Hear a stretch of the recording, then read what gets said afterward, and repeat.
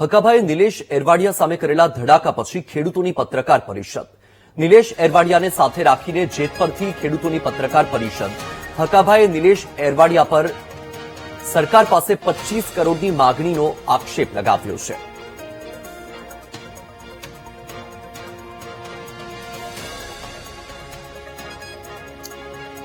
આપને જણાવી દઈએ કે જ્યાં એક તરફ છેલ્લા 19 દિવસથી મોરબી જેત પરના જે ખેડૂતો છે એ આંદોલન કરી રહ્યા છે અને હવે જ્યાં એક તરફ ખેડૂતોનું આંદોલન ત્યારબાદ 18 દિવસ બાદ ગઈકાલે રાજ્ય સરકારના પ્રવક્તા મંત્રી દ્વારા પ્રેસ કોન્ફરન્સ કરીને ખેડૂતો માટે ભાવ વધારાની જાહેરાત કરવામાં આવી. ત્યારબાદ પણ હવે એક બાદ એક નવા ખુલાસાઓ પણ થઈ રહ્યા છે, એક બાદ એક નવા ઘટસ્ફોટ થઈ રહ્યા છે.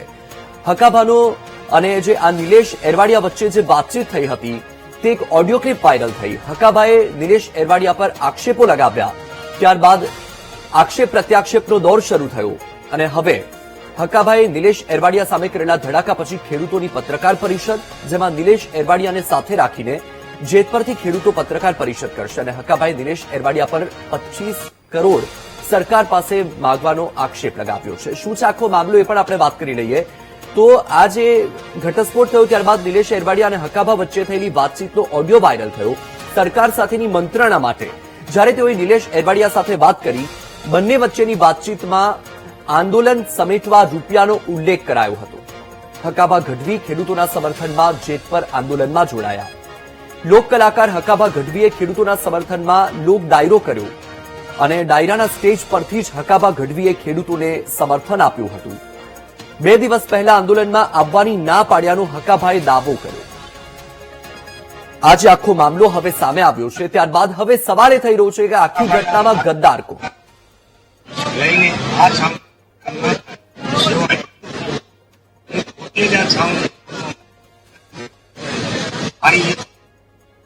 સમિતિ સાથે ચર્ચા કરી આવનારા સમયમાં આવશે. આવનારા સમયમાં સમિતિ સાથે આવનારા સમયમાં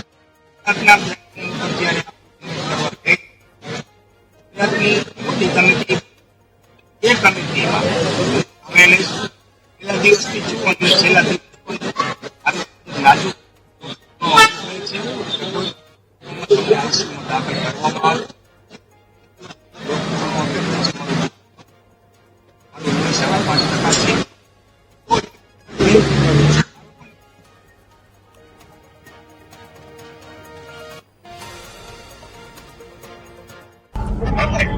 એમાં રેકોર્ડિંગ થાય એટલે આમાં ફોન કર્યો મેં એ વાત કરી. 2 કરોડ રૂપિયા કીધું નિલેશભાઈ કે સગરભાઈ આવવાનો અત્યારે હાલમાં. સગરભાઈ આવવાના નિલેશભાઈ 2 કરોડ રૂપિયા કે મેં એવી વાત કરી. સગરભાઈ આવવાના પછી વાત પછી તો એ કે કાલે ફોન કર્યો એમ કીધું. આજ ફોન કરવાનો મારે હે ને. અને ચોખ્ખું કહી દઉં ને સરકારભાઈ આવવાના ખાલી, પછી નિર્ણય પછી લેવાનો. 2 કરોડ કીધું કે વધારે કેવા બોલો. મારે 1 રૂપિયા જોતું. જો તમે હે ને 2 કરોડ મળી જતો ને તો હું અહીંયા સુધી લઈ જાઉં. અહીંયા હું જહ મળી જાઉં ને મારા માટે બહુ મહત્વ. મને જશ મળવો જોઈએ, તમને પૈસા મળવા જોઈએ. તો એક કામ કરો, કિંમત કહું છું રેકોર્ડિંગ થાય તમે ફોન ન કર્યો બોલામાં રેકોર્ડિંગ થાય જન્મમાં થાય. આપણે રેકોર્ડિંગ થતા હોય ઉપર ખબર ન હોય તમને. ઓકે હાલો એક તમારા એક મારા. સાંભળ્યું તમે ઓડિયો ક્લિપમાં શું વાત થઈ રહી હતી? આ ઓડિયો ક્લિપ છે હકાભા ગઢવી અને નિલેશ એરવાડિયા વચ્ચે થયેલી વાતચીતની, કે જેમાં નક્કી પણ થઈ ગયું કે ભાઈ એક મારા અને એક તમારા. વાત છે ખેડૂત આંદોલનની, જ્યાં એક તરફ ખેડૂત સરકાર પાસે અપેક્ષા રાખીને બેઠા છે કે તેમની જે સમસ્યા છે તેમનું કાયમી ધોરણે નિકાલ થાય અને તેમની સાથે જે અન્યાય થઈ રહ્યો છે એ અન્યાય ન થાય. મોરબીના જેતપર ખાતે ચાલી રહ્યા ખેડૂત આંદોલનમાં હકાભા દ્વારા ડાયરો કરવામાં આવે અને ચર્ચાનો વિષય શરૂ થાય છે. હવે હકાભાએ છે તે મોટો ખુલાસો છે તે કર્યો છે. આ આંદોલનની અંદર પૈસા કમાવાની રાજનીતિ પણ ચાલતી હોવાનું આક્ષેપ છે તે હકાભા દ્વારા કરવામાં આવે છે. આપણી સાથે હકાભા છે તેમની સાથે સીધી વાત કરશું. હકાભા, પુરાવા સાથે આપે જે રજૂઆત કરી છે, શું આખો મામલો હતો? આપની પાસે કઈ રીતની રજૂઆત પહોંચી હતી? નિલેશભાઈ અરવાડિયા દેખાતા બહુ સારો વ્યક્તિ લાગે છે અને લાગતો તો મને એ ભાઈએ બોલાવ્યા હતા ડાયરામાં. એટલે હું નિલેશભાઈ એરવાડિયાને ઓળખું, બીજા કોઈને ઓળખું નહીં, સમિતિવાળાને કે આ ઉપાસનાથી બેઠા એને કોઈને. ઘણા લોકો મને મળવા માંગતા હતા પણ એ મોકો નિલેશભાઈ આપ્યો નથી કોઈને. અને હામોટનો એમની માથે બદનામી દાવ નાખતો હતો. પણ એ તો બધા ચોખ્ખા માણસો, એમાં કોઈ મને ખરાબ માણસ લાગ્યો જ નહીં. અને મારી પાસે કીધું કે ભાઈ આટલા રૂપિયા 25 કરોડ ગુપા તમે અપાઈ દો મને, એટલે વાત થાય પૂરી આંદોલન કરું પૂરું. હું આનો ભીષ્મ પિતા છું.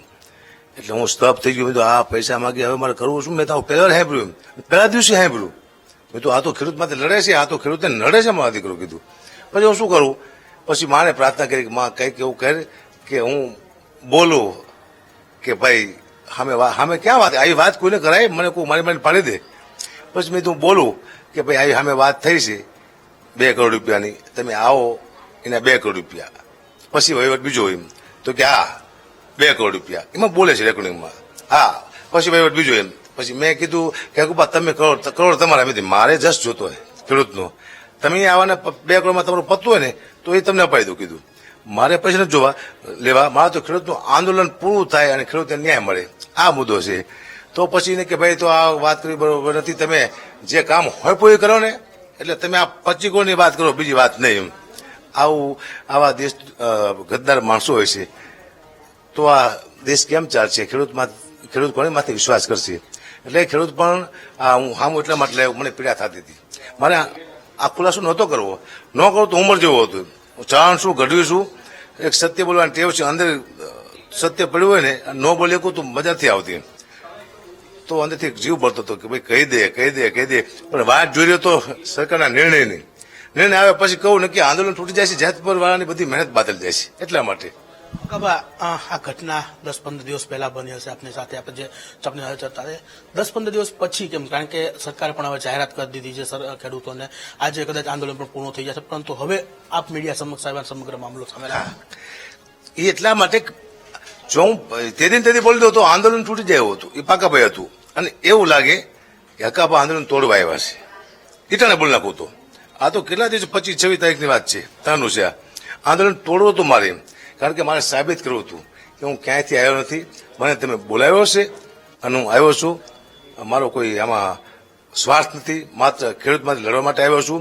અને વારંવાર કહેવામાં આવતું કલાકાર બોલતા નથી. આ સાંભળી અને મને ઊંઘ નથી આવતી. બધું બોલવું જોઈએ, એકવાર ટ્રાય તો કરી.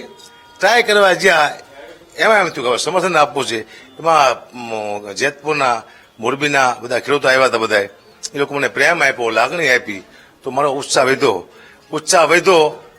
આ ભાઈ વાત કરીને તરત ઉત્સાહ ઘટ્યો એટલું આગો વહી ગયો.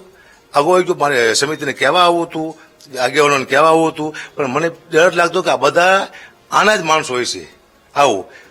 હું આવું પેલા કહી દે કોક તો મારું અહીંયા પૂરું કરી નાખે માણસ. મુદ્દો આખો આ હતો. 20 દિવસથી ખેડૂતો જેતપરમાં ભૂખ હડતાલ કરે છે. અમદાવાદ ગાંધીનગર સુધી ટ્રેક્ટર યાત્રા કરી, એ પણ નિષ્ફળ થઈ. ત્યાં પણ પોલિટિકલ પાર્ટીઓ વચ્ચે પડી છે અને આમ થયું તેમ થયું કારણે આખું આંદોલન કેન્સલ થયું. અહીંયા પણ આ પ્રકારના પૈસાના જ વહીવટો હાલતા હતા. તો ખેડૂતોને ખરેખર પોતાની રજૂઆત લઈને સરકાર પાસે જવું છે તો આગેવાન કોને ગોતવો, કઈ રીતના ગોતવો? હવે વિચારવું પડશે. જેતપુરના આગેવાનો બધા સારા હતા. એકના હિસાબે આખું આંદોલન બગડતું હતું. મને લાગે હવે તો એવું લાગે છે કે એ લોકોને મજા આને નહીં આવતી હોય, પણ આ લોકો આવી ગયો છે કહી નાખતા હોય. આવું મને ક્યાંકથી સમાચાર સાંભળવા મળ્યા છે આજકાલમાં કે અમુક લોકોને આ એરવાડિયા નિલેશભાઈ ગમતા નથી. હા, પણ હલાઈ રાખ્યું કે ભાઈ એક મારાથી આંદોલનમાં તકલીફ ન આવે. પણ હકાભાઈ જાહેર કરેલા કોલ રેકોર્ડિંગ અંગે નિલેશ એરડિયાની સ્પષ્ટતા. ઓડિયો ક્લિપમાં મારો અવાજ નથી. ઓડિયો ક્લિપની એફએસએલ તપાસ કરી શકે છે. મને મારી નાખવાની ધમકી અપાઈ છે. નિલેશ એરવડિયાએ આ વાત કરી છે. હકાભાઈ સામેથી ખેડૂતોને સમર્થન જાહેરાત કરી હતી. કે હકાભાને ડાયરો કરવા માટે આમંત્રણ મેં આપ્યું હતું, એ ડાયરો કરવા માટે આપ્યું હતું. હકાભાએ સ્વૈચ્છિક સમર્થન જાહેર કર્યું છે. અમે કોઈ નથી કીધું કે તમે અમને સમર્થન આપો. હકાભા રંગમાં આવી ગયા, પબ્લિક જોઈ અને એને જાહેરાત કરી કે મારું ખેડૂતોને સમર્થન છે. જો ખેડૂતોને સમર્થન હોય તો આવા કાવા દાવા ના કરવાના હોય, ખેડૂતોની પીડા સમજવાની હોય અને પાઘડી પહેરી અને આગેવાની લેવાની જીદ ના કરવાની હોય. હવે એની જીદ હતી કે આ સમિતિને લઈને હું સરકારમાં જાઉં, આગેવાની લઉં અને વરબાપ બનું. એટલે હકાભાના જે બ્લેમ છે એ એની જગ્યાએ છે ને એથી મોટા બ્લેમ હજી આવશે આ આંદોલનને તોડવા માટેના. એ એફએસએલ કરી શકે છે, એફએસએલ કરી શકે છે, કેસ કરી શકે છે. મને મારી નાખવાની ધમકીઓ આપવામાં આવી છે અને મારી પાસે ઓડિયો નથી, કારણ કે હું કોઈ દિવસ કોઈ પણ વ્યક્તિના રેકોર્ડિંગ કરતો નથી. એ હકાભાનો વિષય છે, તમે હકાભાને જઈને પૂછો. અવાજ તમારો નથી? મારો અવાજ નથી એની હું જવાબદારી સાથે કહું છું.